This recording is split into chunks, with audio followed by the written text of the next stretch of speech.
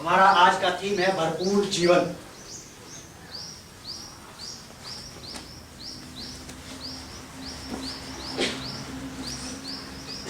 मेरे साथ निकाले आप भजन संहिता 144 अध्याय,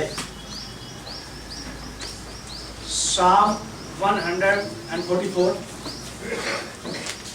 वर्स from 12 to 15, 12 से 15।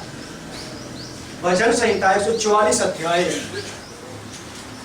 12 पद से 15 पद तक पढ़िए। जब हमारे बेटे जवानी के समय पौधों के समान बड़े हुए हों और हमारी बेटियां उन कोने वाले खंभों के समान हों जो महल के लिए बनाए जाएं, जब हमारे खत्ते भरे रहें और उनमें भांति भांति का अन्न रखा जाए और हमारी भेड़ बकरियां हमारे मैदानों में हजारों हजार बच्चे जने, जब हमारे बैल खूब लदे हुए हों, जब हमें न भिन्न हो और न हमारा कहीं जाना हो और न हमारे चौकों में रोना पीटना हो, तो इस दशा में जो राज्य हो वे क्या ही धन्य होगा। जिस राज्य का परमेश्वर यहोवा है वे क्या ही धन्य है। ये कामना है, ये प्रार्थना है, ये डिजायर है एक व्यक्ति के उसके लाइफ में ऐसी चीजें होना चाहिए। लेकिन मुश्किल है, ये ऐसा होता नहीं है। वैसे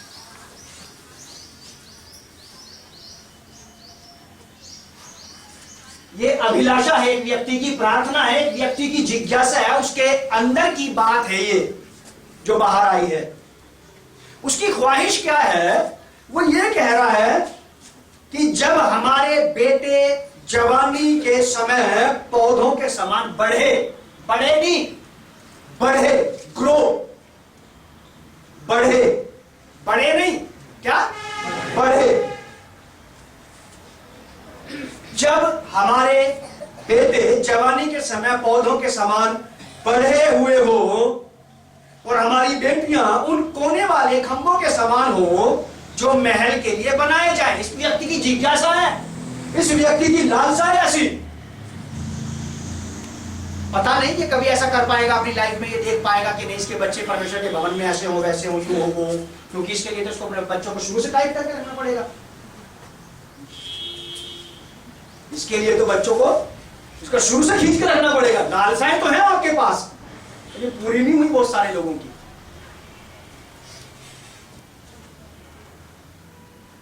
क्योंकि उसके साथ चलना वो आसान नहीं है।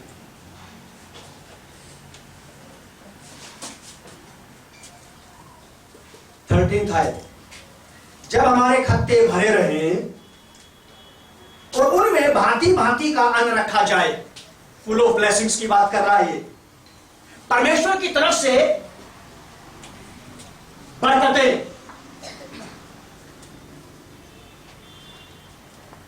ये वो चीज देखने की कोशिश कर रहा है, या उस चीज की बात कर रहा है कि काश ऐसा हो जाता मेरी लाइफ में।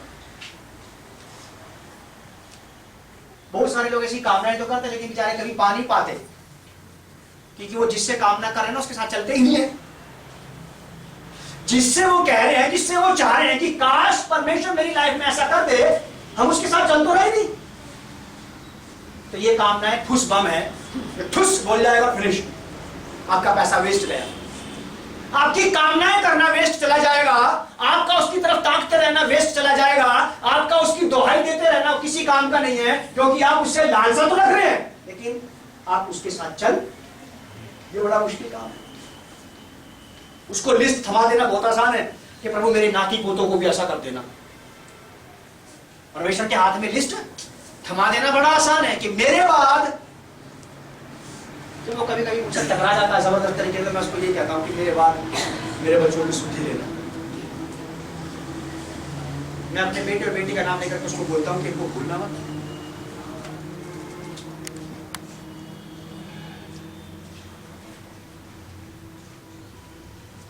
बहुत जरूरी है ये बातें। तूने मुझे इस्तेमाल किया, तू मेरे साथ साथ रहा है, मेरे बेटे को भूलना नहीं।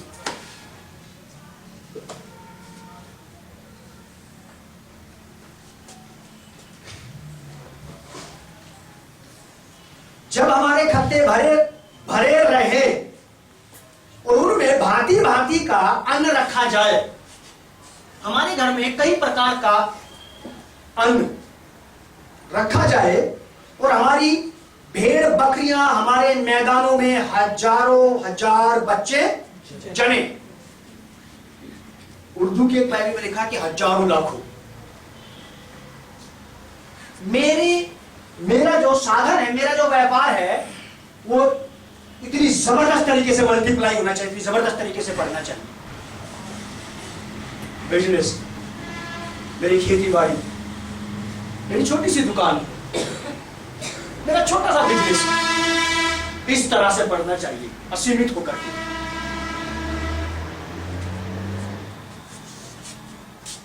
और हमारी भेड़ बकरियां हमारे मैदानों में हजारों हजार बच्चे जने। जब हमारे बैल खूब लदे हुए हों, जब हमें ना विघन हो, कोई बाधा नहीं आ रही आपके रास्ते में, कोई विघन हो और ना हमारा कहीं अचानक भगदड़ी ना मचे हमारी लाइफ में, अफरा तफरी जिसे कहते हैं, जिसके लिए आप तैयार नहीं थे। मैं तो चैन से सोया हुआ था, अचानक ये विपत्ति मुझ पर अचानक हड़बड़ा के मैं जाग गया, मेरे दिल की धड़कनें तेज हो गई। एक परेशानी मुझे अचानक हिला के रख देती है, एक चिंता मुझे अचानक मेरे सामने आके खड़ी हो जाती है। ये वही वाली बातें कर रहा है, एक साधारण व्यक्ति के समान, आपके मेरे समान। जब हमारे बैल खूब लदे हुए हो, जब हमें ना विघन हो और ना हमारा कहीं जाना हो, भगदड़ी नहीं मचनी चाहिए। हमें डेरा यहां से उखाड़ के वहां, वहां से उखाड़ के यहां, यहां से उखाड़ के वहां से उखाड़ के यहां, ये चैनल विश्राम के लक्षण नहीं है साहब। कौन से विश्राम की बात कर रहे हैं आप? यीशु मसीह मेरे जीवन विश्राम देने आया, भगदड़ी मच रखी है। वैसे मैं तो बाइबल ऐसे ही पढ़ता हूं भाई, आप कैसे पढ़ते हैं आप जाने।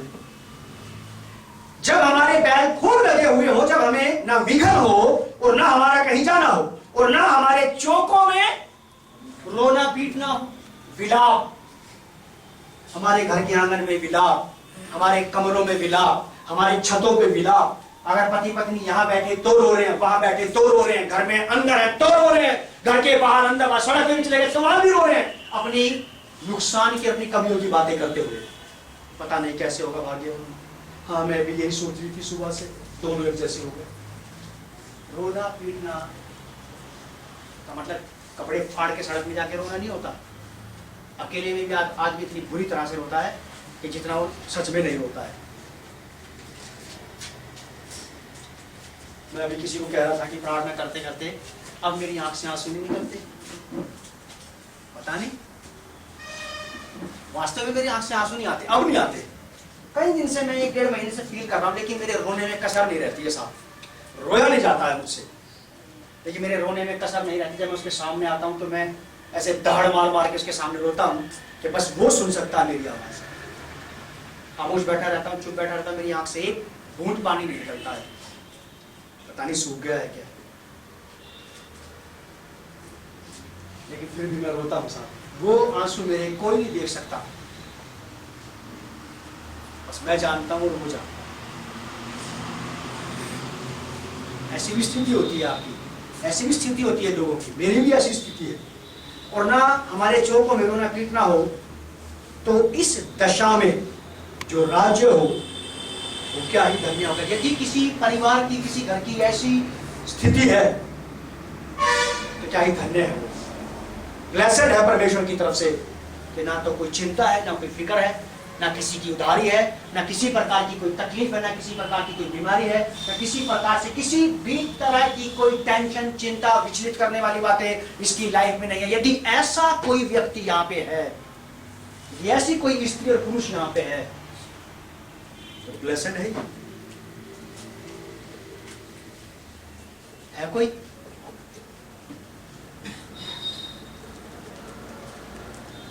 कहां से आएंगे ऐसे लोग? स्वर्ग से। परमेश्वर यहीं से क्रिएट करता है ऐसे लोगों को। संत कभी भी पैदा नहीं होते, सब यही बनते हैं। योद्धा कभी मां के पेट से पैदा नहीं हुए, यही लड़ लड़ के योद्धा बन गए। कोई मां के पेट से आज तक जेब कतरा या शराबी पैदा नहीं हुआ, यहीं आकर के बना है वो। तो क्या ऐसे ब्लेसेड स्त्री पुरुष हम नहीं बन सकते यहाँ आकर के? और जबकि हम तो हैं ऐसे परमेश्वर के पास जो ऐसा करता है। हम तो हैं ऐसे परमेश्वर के पास जो ऐसा करता है। तो इस जिस दशा में जो राज्य हो वो क्या ही धन्य होगा। जिस राज्य का परमेश्वर यहोवा है वो जिस राज्य का स्वामी परमेश्वर है, जिस राज्य में परमेश्वर राज्य करता है, जिस नगर का परमेश्वर राजा है, जिस परिवार का परमेश्वर बादशाह है, जिस जीवन का परमेश्वर बादशाह है, जिन सोच विचार और भावनाओं का परमेश्वर राजा है, जिस चाल चलन और व्यवहार का परमेश्वर राजा है, जिस रोजगार और बिजनेस का परमेश्वर राजा है, वो ब्लेसेड ही होगा, भरपूरी का होगा, फुल ऑफ ब्लेसिंग्स का होगा, भरपूरी का जीवन होगा। कामनाएं करते हैं सब लोग, ये आपका भी अनुभव है और मेरा भी है। मैं आपको नहीं ठग सकता, आप मुझे नहीं ठग सकते। सैकड़ों प्रार्थनाएं आपकी ऐसी है जो ठंडे बस्ते में डाल दी परमेश्वर ने, और मेरी भी। वजह क्या रही?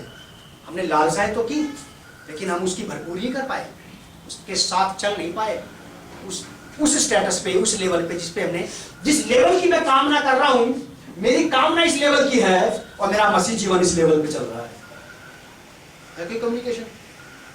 है कोई मिलान? इसे कहते हैं कि नेटवर्किंग प्रॉब्लम चल रही है परमेश्वर के साथ में भी।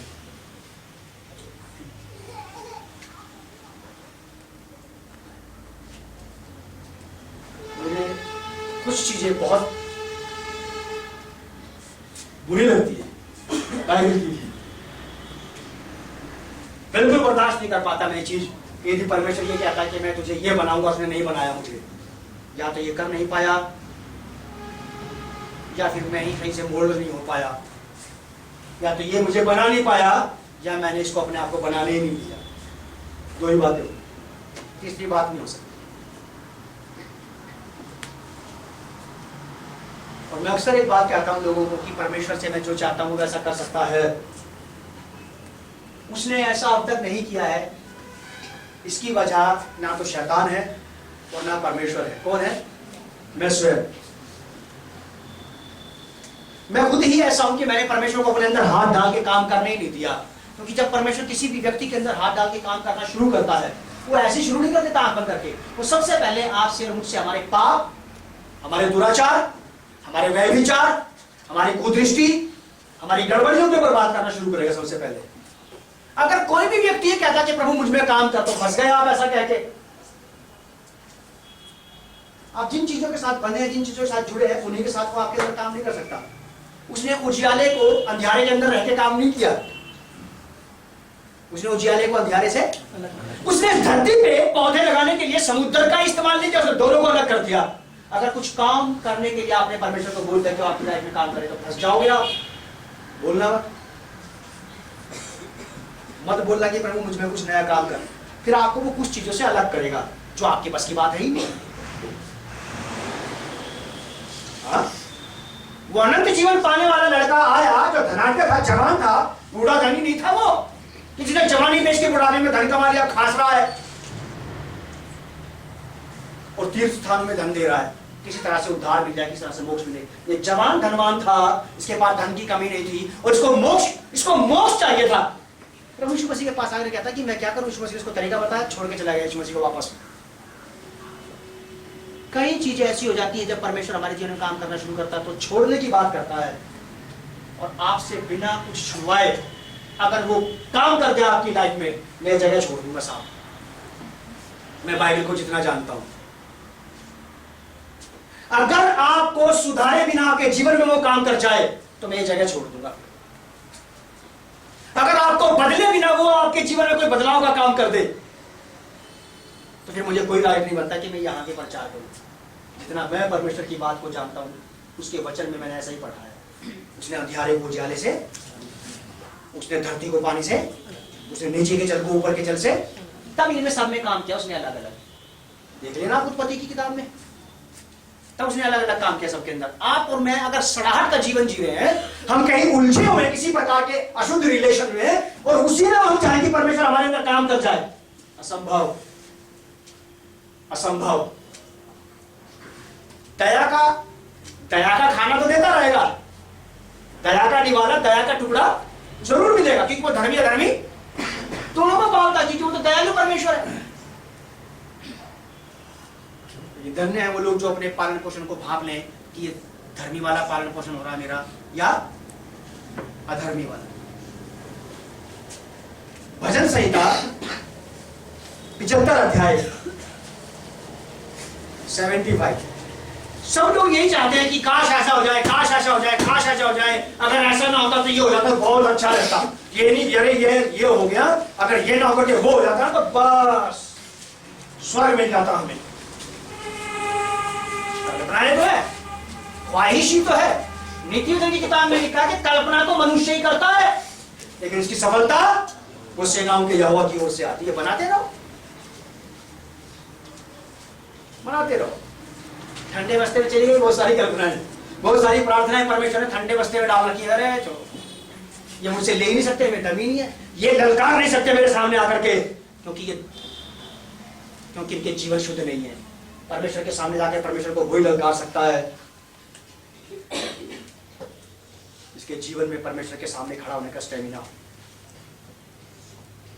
बाइबल में लिखा है ऐसा, जो व्यवस्था को मानने से, पालन करने से छोड़ देता है उसकी प्रार्थना घृणी ठहरती है। आप बात तो मान नहीं रहे और है खुदा चिल्लाए यहां से। जो व्यवस्था सुनने से अपने कान मोड़ देता है, छोड़ो बोलने तो काम ये है, मैं तो ऐसा ही रहूंगा भाई, इनकी प्रार्थना घृणी ठहरती है परमेश्वर के सामने। बाइबल में लिखा, मैं नहीं कह रहा हूं ये बात। फिर लोग दूसरे लोगों को पकड़ के बोलते हैं, भैया मैं इतने दिन से प्रार्थना कर रहा हूं, क्यों उत्तर नहीं आ रहा? तो मुझे समझने में देर नहीं लगती है। सड़ाहट कहीं ना कहीं पल रही है अंदर, जो परमेश्वर को पसंद नहीं है।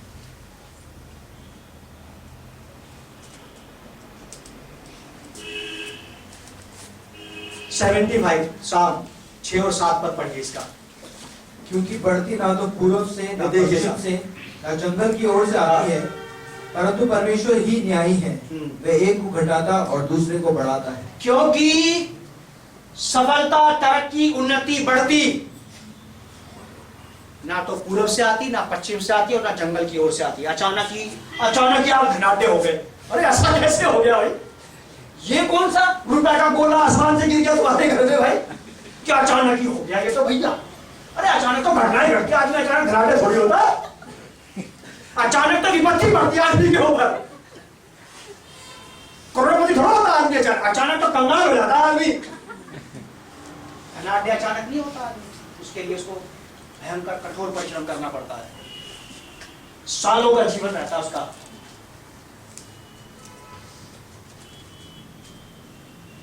बढ़ती जिसकी आप बात कर, इसकी वो बात कर रहा भजन संहिता 144 में, इस प्रकार की बढ़ती अचानक नहीं टपक जाएगी आपकी लाइफ में। जो जिज्ञासा आप कर रहे हो उसकी कीमत कौन चुकाएगा? जब मुझे उससे कुछ मांगना होता है तो मेरी घंटों की फास्टिंग चलती है, हफ्तों की फास्टिंग चलती है, महीनों की फास्टिंग चलती है। प्रार्थनाएं प्रार्थनाएं प्रार्थनाएं प्रार्थनाएं प्रार्थनाएं प्रार्थनाएं प्रार्थनाएं प्रार्थनाएं अपनी आंखों पे जैसे वो गधे घोड़े लगा देते लोग, चमड़े का चश्मा सा यूं कि दाएं देखे ना बाएं पर सीधा ही दिखता रहे, ऐसा लगाना पड़ता है मुझे भी, क्योंकि संसार में सैकड़ों अभिलाषाएं और लालसाएं जो मुझे अपनी तरफ खींचने की कोशिश करती हैं और मैं मानो उनके लिए अंधा सा होकर के निकल जाता हूं उनके पास से।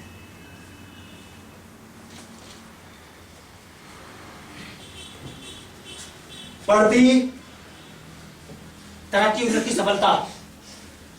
आप जिसके यहाँ काम करते हैं शादी क्या, जिस मालिक के यहाँ काम कर रहे हो, तनख्वाह कभी नहीं बढ़ाएगा आपकी। चिल्लाते रहो, वो तनख्वाह नहीं बढ़ाएगा आपकी। आप यीशु मसीह के सामने जाकर के घुटने टेक कर बोलो कि इस मोटी बुद्धि के आदमी से बात कर मेरे लिए प्रभु, इस कठोर हृदय वाले व्यक्ति से मेरे लिए बात कर, और प्रभु उसके हृदय को आपके लिए बदल सकता है। बढ़ती ना तो पूर्व से आती, ना पश्चिम से आती, ना उत्तर से आती, ना दक्षिण से आती, और ना रिश्तेदारों की तरफ से आती है, ना रिश्तेदारों की तरफ से आती है। तो यहोवा ही है जो दोनों काम करता है। क्या? घटाना। अगर आप घट रहे हो तो आप पूछ लो परमेश्वर के, प्रभु मेरी थैली में छेद कैसे? मैं ईमानदारी से टाइम देता हूं।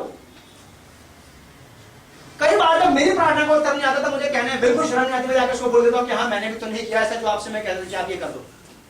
सच बात है साहब, परमेश्वर जानता, मैं यहाँ खड़ा होकर आपको ईमानदारी से कह रहा हूं, जब मेरी प्रार्थना का उत्तर नहीं आता, मेरी पत्नी से पूछ लेना आप, मैं उसके सामने भी ये कहने से नहीं चाहता हूँ कि हाँ मैंने भी तो ऐसा नहीं किया उसके लिए, जब वो कह रहा था मैंने उसकी नहीं मानी तो वो मेरी कैसे मान लेगा? आसान है परमेश्वर को ब्लेम करना आसान है, किसी व्यक्ति को इल्जाम लगाना, किसने मेरे साथ ऐसा किया, किसने मेरे साथ ऐसा किया। आपने कभी ऐसा कहा कि मैंने इसके साथ क्या क्या किया है? ईमानदारी की बात है, लोग याद नहीं करते इन बातों को कि मैंने किसी के साथ कैसा किया।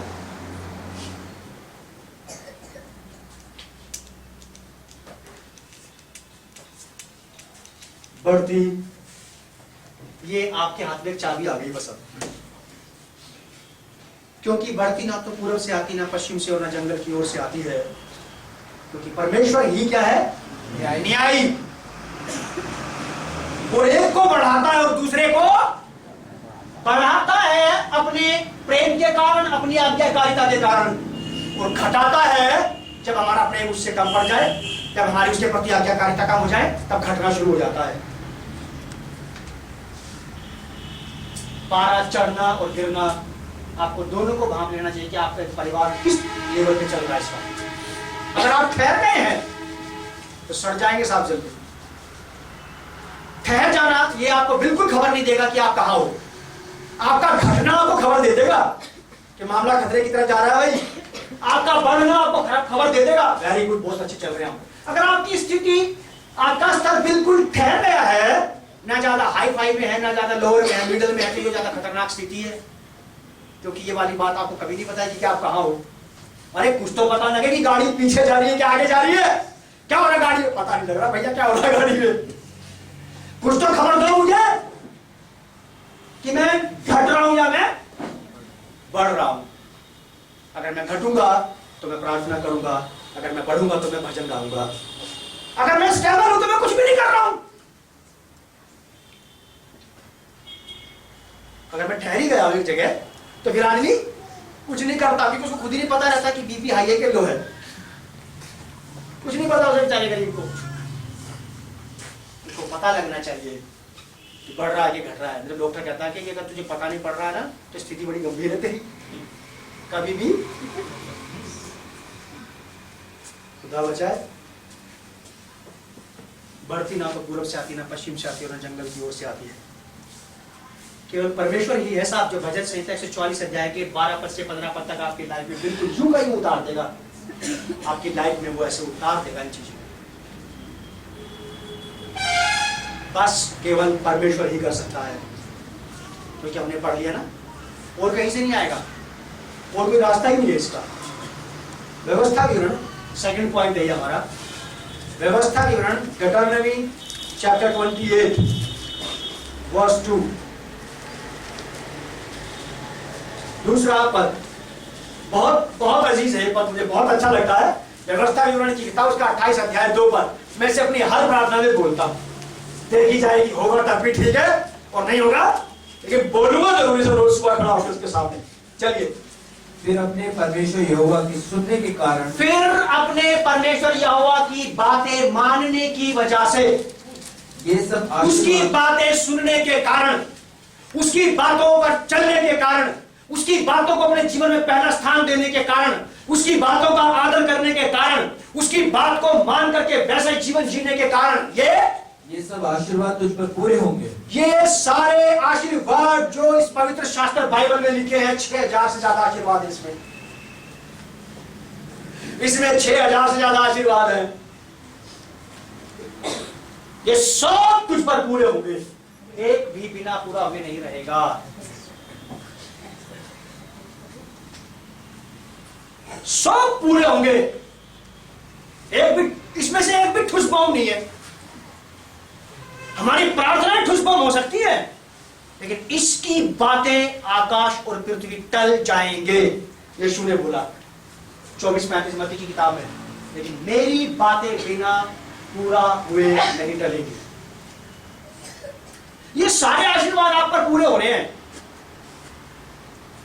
सोचा कभी आपने?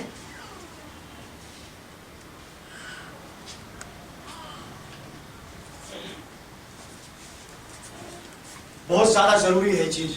आप बाइबल को पढ़ते कैसे? क्योंकि मेरे जीवन में अगर कुछ घटा तो ये उसकी जिम्मेवार है, अगर मेरे जीवन में कुछ बढ़ा तो ये किताब उसकी, अगर घटा तो ये उसकी जिम्मेवार है। इसने मुझे बता रखा था कि ऐसा हो जाएगा अगर तूने ऐसा किया तो। और अगर तूने ऐसा नहीं किया ना तो ऐसा नहीं होगा। कैसे पढ़ते हैं आप और मैं इसको? अगर आप और मैं इसमें पवित्र शास्त्र की तरह पढ़ते हैं कि बस खुदा बाप की किताब है ये, तो आप ऐसे ही रह जाओगे।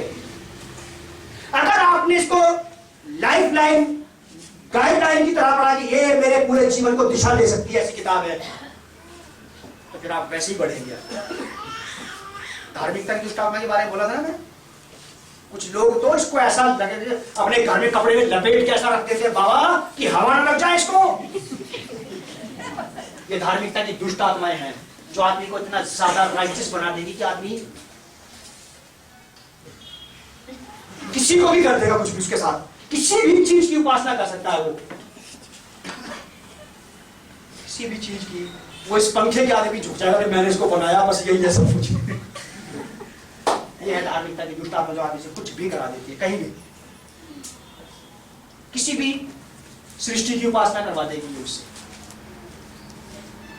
इतना सेंटिमेंटल नहीं बनना है आपको। इस किताब को पढ़ के मुझे मेरे जीवन की सही दिशा मिलती है साहब, सच बात है। मैं इसको इसी इरादे से पढ़ता हूँ कि इसमें आज मेरे लिए कौन सी डायरेक्शन है, मुझे किस सड़क पे चलना चाहिए आज, क्योंकि देहरादून के सारी सड़क पर नहीं घूम सकता मैं। आज मुझे बताओ कि मुझे किधर चलना चाहिए ताकि मैं अपनी सही मंजिल पे पहुंचूं। आज का दिन मैं अपना सही से काट लूं, मैं अपने आज के दिन को सही से जी लूं और अपने परमेश्वर यहोवा की सुनने के कारण ये सब आशीर्वाद तुझ पर पूरे होंगे। आप बात करो ना उसके साथ। मैं आपकी बात मानता हूं, मैं मानती हूं आपकी बात, मैं आपकी बात पर चलता हूं, मैं चलती हूं आपकी बात पर। सारी बातें मेरी लाइफ में पूरा होना चाहिए। 13 पद में क्या लिखा है इसके? और यहोवा तुझको पूछ नहीं कि तुझसे नहीं ठहराएगा। और यहोवा परमेश्वर तुझको पूछ नहीं, क्या? किंतु सिर ही ठहराएगा। किंतु सिर ही का मतलब क्या? डेफिनेटली वो ऐसा कर देगा। आप पूछ बनने के लिए पैदा नहीं हुए, आप थोड़े में जीवन जीने के लिए पैदा थोड़ी हुए हैं। ये तो अपनी करनी है हमारी, जो हम थोड़े में जीवन घिसट रहे हैं, उसकी तरफ से तो अबंडेंट लाइफ है हमारे लिए, फुल ऑफ ब्लेसिंग्स, बरकतों की बारिश है, उसकी तरफ से तो ये है। मुझे अपनी लीकेज को पहचान लेना चाहिए कि आशीष मुझ में से कहां लीक हो रही है, कौन सी ऐसी दरार मेरे जीवन में आ गई है, कौन सा ऐसा पाप, कौन सी ऐसी चीज बैठ गई है जो मेरी सारी आशीषों को यूं ले जाती है बाईपास, वो मेरे अंदर आकर के समा नहीं जाती मेरी देह में। कोई नहीं बताएगा आपको, मैं गारंटी दे रहा हूं आपको, परमेश्वर भी नहीं बताएगा ये वाली बातें, क्योंकि वो जब आपसे पूछने जाओगे तो यही कहेगा कि तेरे पास नबियों की किताब थी भाई, पवित्र शास्त्र तेरे पास है, पढ़ता है क्या? हाँ जी, उसको पढ़, उसको पता लगा ले कि मैंने क्या क्या बातें तेरे लिए उसमें। मालूम है आपको, यीशु मसीह ने एक बार ऐसी बात कही थी चेले से कि परमेश्वर का जो राज्य है गड़े हुए खजाने के समान है। मालूम कौन है वो खजाना? ये बाइबल के अलावा कुछ दूसरा खजाना ही नहीं है इस दुनिया में, लेकिन इसको खोदना पड़ता है, इसको खोदना पड़ता है, इसमें टाइम लगाना पड़ता है, इसमें आपको समय लगाना पड़ेगा, तब आप इसमें से खोद करके कुछ अपने परिवार के लिए निकाल के ले आएंगे।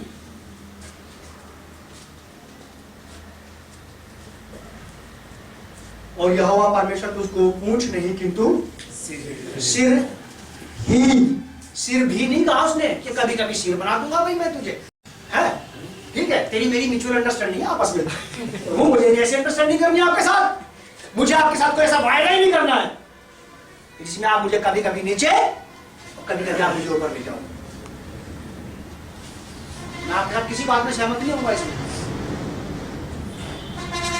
कि नहीं 1 साल में 3 महीने पूंछ बनाऊंगा बस, बाकी के 9 महीने सिर बना, बिल्कुल नहीं कि चाचा 11 महीने के ना, बिल्कुल नहीं कि फिर के 12 के 12 सिर बना दे मुझे कि ठीक है फिर एक काम कर, क्या व्यवस्था 28 दो मेरी बात को सुन, उस पर चल, उसको मान, और मैं तुझे पूछ नहीं क्या करूंगा। इसका मतलब ये है कि आप हमें पूछ या सिर कौन बना सकता है? अगर आज कहीं ना कहीं आपकी हमारी हालत पूछ वाली है तो किसकी वजह से है? नहीं, ये तो ये कह रहा कि मैं करूंगा। किसने बनाया? बढ़ती ना तो पूरब से आ रही है ना पश्चिम से आ रही है। कौन दे रहा है? जब आपको पैसे मिलते तो आप ये कहते खुदा ने दिए, जब तकलीफ आई तो क्या कहते हैं? तो मेरी वजह से ही हुआ। अबे ये कहने में क्या परेशानी है कि मैंने उसकी बात नहीं मानी, से डंडा बजा दिया उसने मेरे ऊपर। ये कहने में क्या परेशानी है आपको? मुझे नहीं होती। मैं कह देता हूं जी पूरे भाई को बिल्कुल सामने बात आके, क्या आप सही है अपनी जगह पे, मेरी गलती है, मैंने किया ये जो खुराफाती मेरी थी, इस वजह से ये वाला काम नहीं हुआ। जब कुछ काम नहीं होते तो मुझे इसको ये कहने में बिल्कुल परेशानी नहीं होती कि हाँ वहां पे मैंने आपको पीछे तो कर दिया था, मैं आगे जाके खड़ा हुआ था इसलिए तो काम नहीं हुआ। मेरे पास बहुत कम सवाल रहते हैं ऐसे उससे ये कहने कि आपने ये वाला काम क्यों नहीं किया। इससे पहले मैं उसके पास जाऊँ, मुझे पहले ही बता देता, रास्ते में घर जाते जाते बता देता है, ये देख आज तूने ये किया मेरे साथ, तूने मुझे कोने मार के पीछे कर दिया था और तू सामने चला गया था। इससे पहले मैं अपनी प्रार्थना के कमरे में जाऊँ, मैं रास्ते में बात कर लेता हूँ, प्रभु मैं माफी चाहता हूँ, बहुत बार मैंने तुझे पीछे धकेल दिया, बहुत बार मैंने तुझे इग्नोर कर दिया, मैंने अपने आप को सामने कर दिया कि सहरा बंधेगा तो मेरे ही सर पे, आदर मिलेगा तो बस मुझे को। यीशु मसीह को क्यों मिल जाए? कई चीजें हैं ऐसी। वो तुझे पूछ नहीं सिर ही ठहराएगा। आगे क्या लिखा है? और तू नीचे नहीं, हाँ, परंतु ऊपर ही रहेगा। हाँ, यदि परमेश्वर यहोवा की आज्ञाएं में जो मैं आज तुझको सुनाता हूँ, तू उनके मानने में मन लगाकर चौकसी करे। उनके मानने में जी लगा के आपको आनंद आना चाहिए इसमें। अरे यार, अब वहां भी जाना है, कुछ नहीं मिलने वाला आपको। आप जैसे आए थे ना खाली हाथ वैसे ही जाओगे घर से, क्योंकि बाइबल में लिखा है कि यहोवा मन से देने वालों से बॉक्स रख दिया भाई। यहाँ पे एक डोनेशन बॉक्स रखा था, उस पर लिखी थी ये वाली बात कि परमेश्वर खुश दिल से देने वालों से प्रसन्न होता है, चाहे समय या पैसा। अगर आप कुड़ कुड़ करके आए ना कि यार वो फलाना भाई नाराज ना हो जाए, इसलिए जा रहा हूँ मैं इसलिए आ गई कि वो अपसेट ना हो जाए कहीं। मैं खाली हाथ आया हूँ तो खाली हाथ जाऊंगा तो यहाँ से। काश मैं ये सोच के आता कि प्रभु आज आपके पास मेरे लिए क्या है, मैं आ रहा हूँ सही लेने। छोटा बड़ा का कोई औचित्य नहीं है, बस मुझे आपके हाथ से कुछ मिल जाए। क्योंकि आपकी मेज पर का एक निवाला अगर आपने मुझे ये किसी तरी में डुबा के दे दिया तो मेरी पीढ़ियों के लिए राशन हो जाएगा प्रभु ये। क्योंकि उसके यहाँ एक निवाला 1000 साल चलेगा। एक दिन कितने दिन के बराबर है? 1000 साल के बराबर। कहा करो उसे ये वाली बातें। काश तूने अपनी मेज पे से उठा करके मुझे एक टुकड़ा दे दिया तो मेरी पीढ़ियों के लिए राशन हो जाएगा ये। बाइबल पढ़ो, बाइबल, ये चीजें बाइबल से मिलेंगी। खाली किताबी नॉलेज में कुछ नहीं रखा। यदि यहोवा का आत्मा हमें ना भरे तो हमें कोई नहीं भर सकता।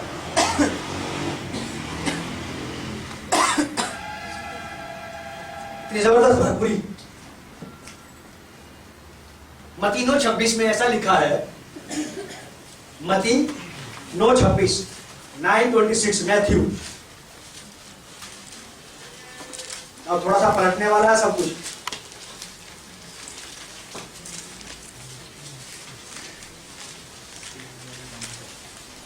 सॉरी मरकुस में, हाँ मरकुस 9 अध्याय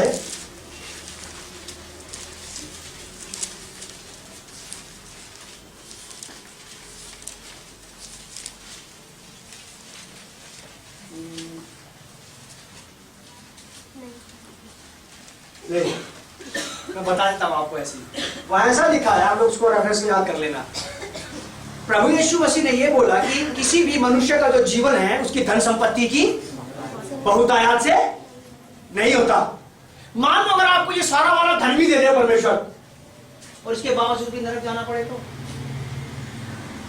कि प्रभु यहां तो आपने मुझे झटका दे दिया। अगर इस प्रकार से आपको मुझे कहीं से धन प्राप्ति हो भी गई, अगर ये धन प्राप्ति हो भी गई और व्यक्ति परमेश्वर के साथ ना जा पाए,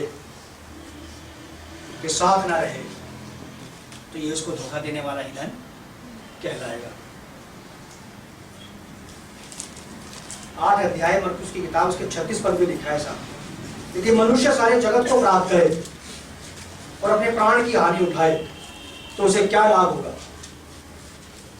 मरकुस 8:36 यहीं पे लिखा पास में।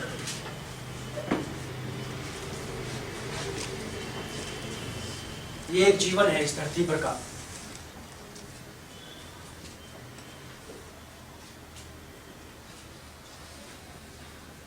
यूहन्ना की किताब उसका 10 अध्याय 10वें पद की का बी पार्ट पढ़ेंगे हम लोग। यूहन्ना 10 अध्याय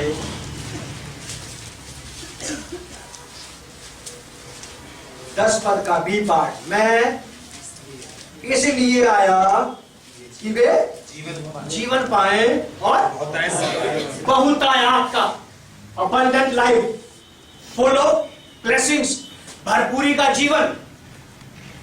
मैं कई साल से बाइबल पढ़ रहा हूं, कुछ समय से इस चीज को समझने लगा हूं, अभी भी मुझे ढंग से समझ में नहीं आई ये वाली चीज।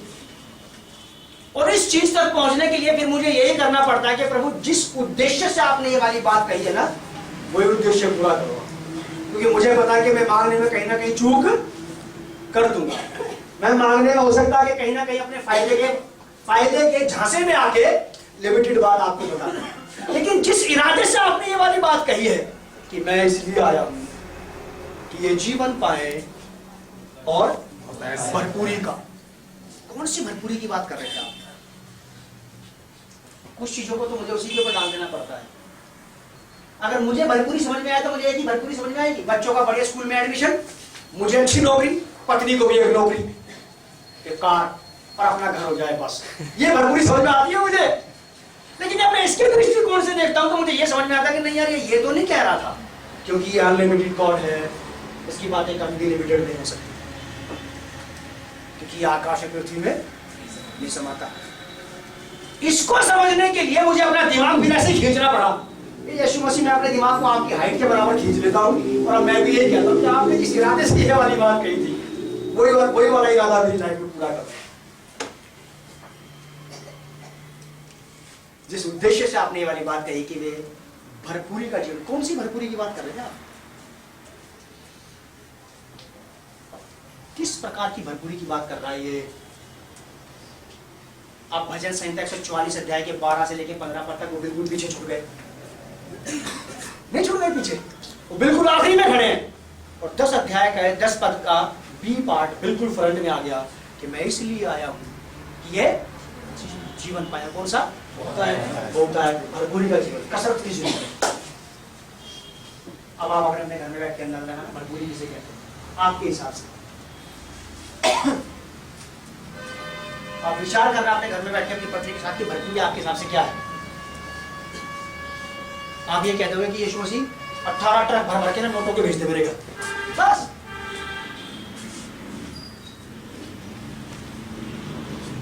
18 ट्रक भर के नोटों के भेज दिया ना, तभी तो खत्म होंगे।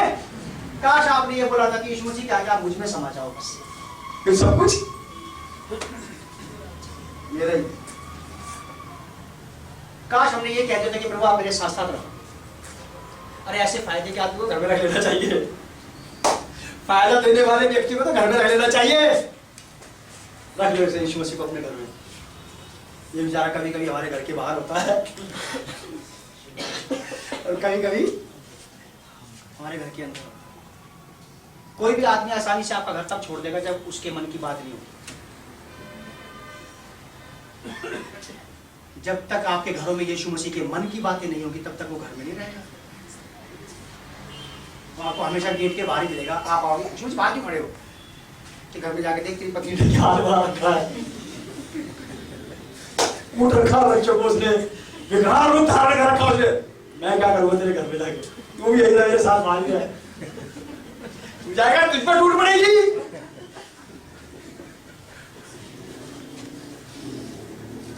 होते हैं ऐसे हालात, कभी कभी आपको यीशु मसीह आपके घर के बाहर ही मिलेगा, पहले ही मिल जाएगा अगली मोड़ पे कि प्रभु आप यहाँ कैसे खड़े, घर में क्यों नहीं आ रहे, तुम्हारे घर का माहौल ठीक है क्यों, कितने बच्चे तो बहुत झूठ बोलते हैं कि प्रभु आपको क्या झूठ बोला मुझे, क्यों अभी एक फोन आया था कि पापा का, कि पापा तो बाहर है, तू तो अंदर ही था।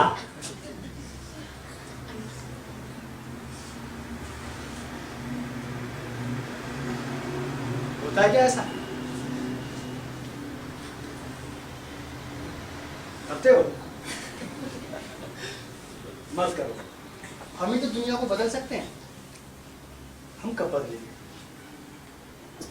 सच बोलो साथ, शायद दुनिया इधर से उधर हो जाए। मुझे पता है कि कुछ बातों में सच बोलने पे हमारे घर के अंदर बवाल मच जाएगा, मैं फिर भी बोल देता हूँ। क्या करूं,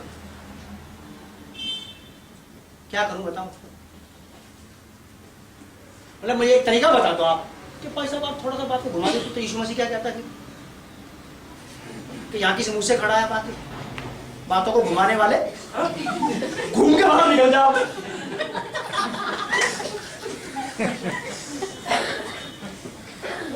ये है real Christian life. Religion change का तो कोई मैटर ही नहीं है दुनिया में, है कोई? लाइफ चेंज का, हार्ट माइंड एटीट्यूड चेंज का तो है कि ये एक्सचेंज कर लो, बदल लो यीशु के साथ।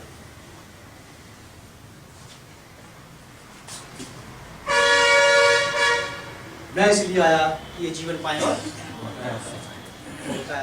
आप इसको समझने की कोशिश करो। यीशु मसीह जिस जीवन की बात कर रहा है आपको देने के लिए, वो यहां भी तो वहां भी। ये यीशु मसीह ये हर प्रकार की भरपूरी को पूरा कर देगा, पूरी कर देगा, पूर्ति आपकी। जब ये कह रहा है कि मैं इसीलिए आया हूं कि तुम बहुतायत का, भरपूरी का जीवन पाओ, लबरेज हो जाना, छलक जाना, या तो ये गलत बोल रहा है, या तो ये दे नहीं पा रहा है, या फिर मैं ले नहीं पा रहा। हम दोनों में से कोई एक तो गड़बड़ है जरूर। कौन है गड़बड़? है?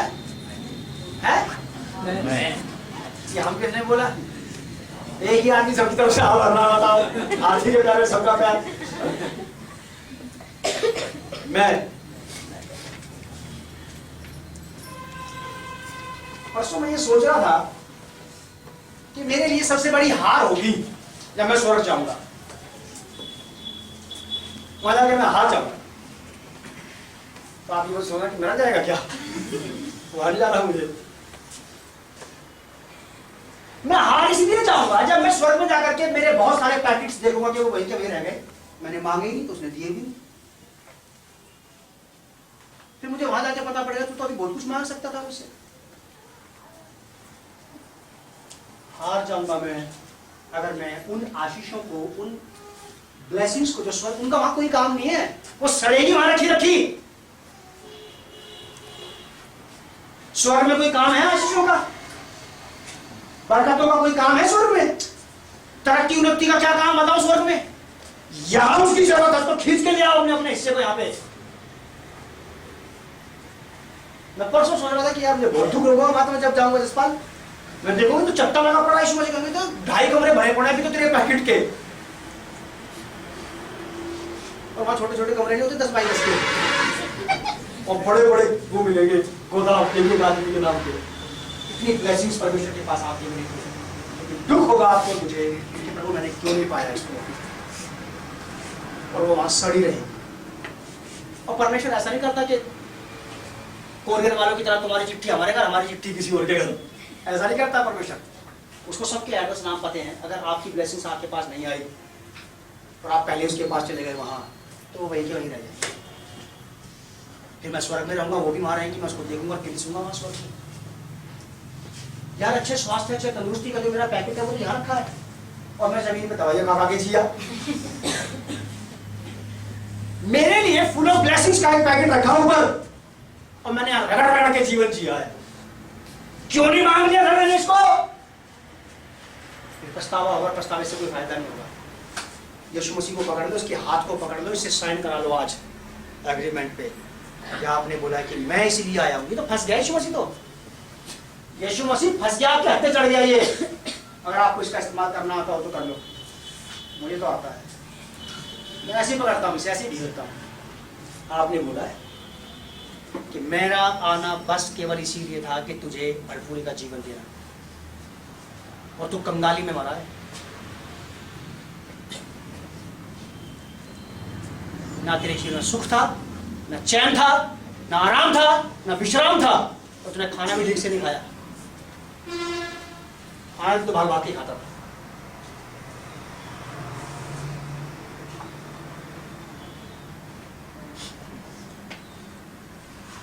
लुट जाएंगे, लुट, जब स्वर्ग जाएंगे तो ये पता लगेगा कि ये चीजें थी मेरी।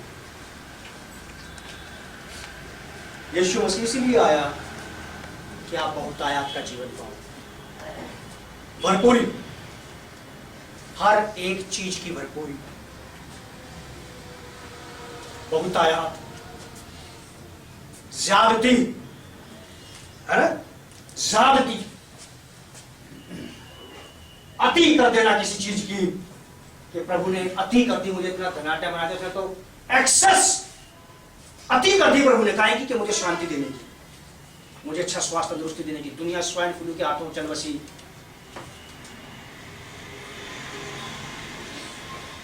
दुनिया स्वाइन फ्लू के हाथों चल बसी, और कुछ लोग स्वाइन फ्लू के सर पे पांव रख के चलते रहे।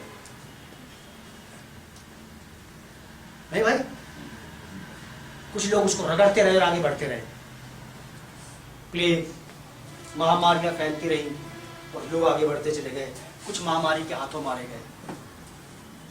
ये बहुतायत के जीवन की जिसकी आप बात कर रहे हैं, कि ये वाला बहुतायत का जीवन तो नहीं है, मेरे से साथ लेना देना नहीं।